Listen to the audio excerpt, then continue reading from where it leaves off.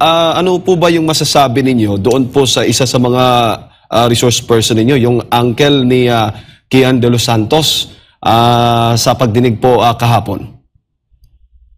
Ako ngayon nagtataka, bakit siya ang humarap? Bakit hindi niya pinaharap yung tatay?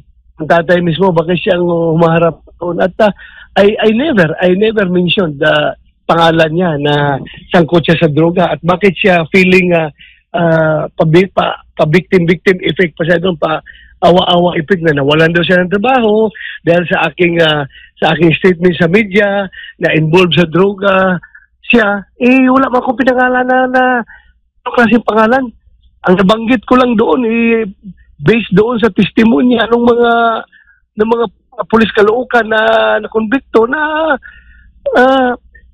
sabi sila sa akin, "Sir, tingnan mo yung Kian De Los Santos. Tingnan mo, kung hindi ba yan adik, tingnan mo na, natutunaw na yung mga panga, natutunaw na yung mga ngipin. Tingnan mo kung in-interview. Adik na adik." Yun lang naman sabi ko. Yun lang naman ang nasabi ko. At yung mga mga siga daw ng mga uncle niya diyan sa Caloocan, siga, yun lang sinabi ko. Wala mo kung particular na sinabing pangalan niya. Bakit siya nagpapaawa-awa effect pa doon at siya ang naglalakas loob kung meron man dapat yung father.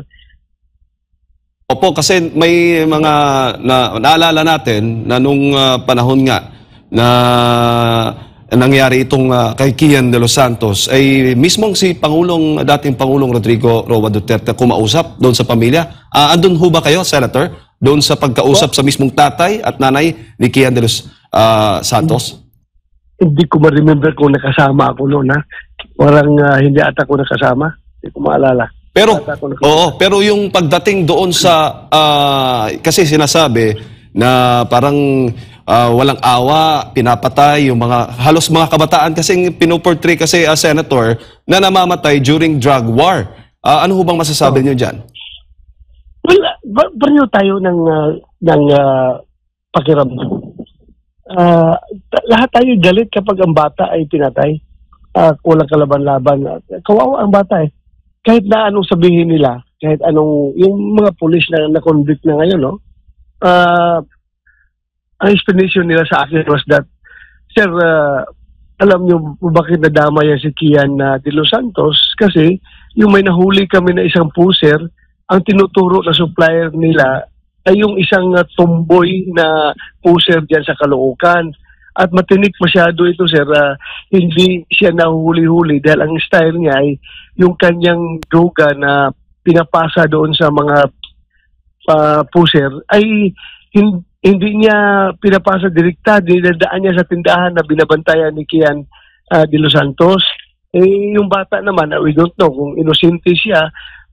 Alam ba niya na droga itong iniiwan doon sa kanila at doon pinipick up ng mga puser na pinapasahan sa droga, doon pinipick up sa tindahan, iniiwan. Nagkataon na si Kian minsan ay nagbabantay sa tindahan, kaya siya nadamay. Pero sabi ko, kahit na nadamay siya, bakit niyo pinatay? Bakit niyo binaril yung bata? Kawawa ang bata. Opo. Dapat alagaan ang bata, hindi patayin. Kaya nga sila nakonbikto dahil sa ginawa niya pagpatay doon sa bata. Yun naman, address naman ng ating justice system yung kaso na yan, na konbiktado yung mga suspect.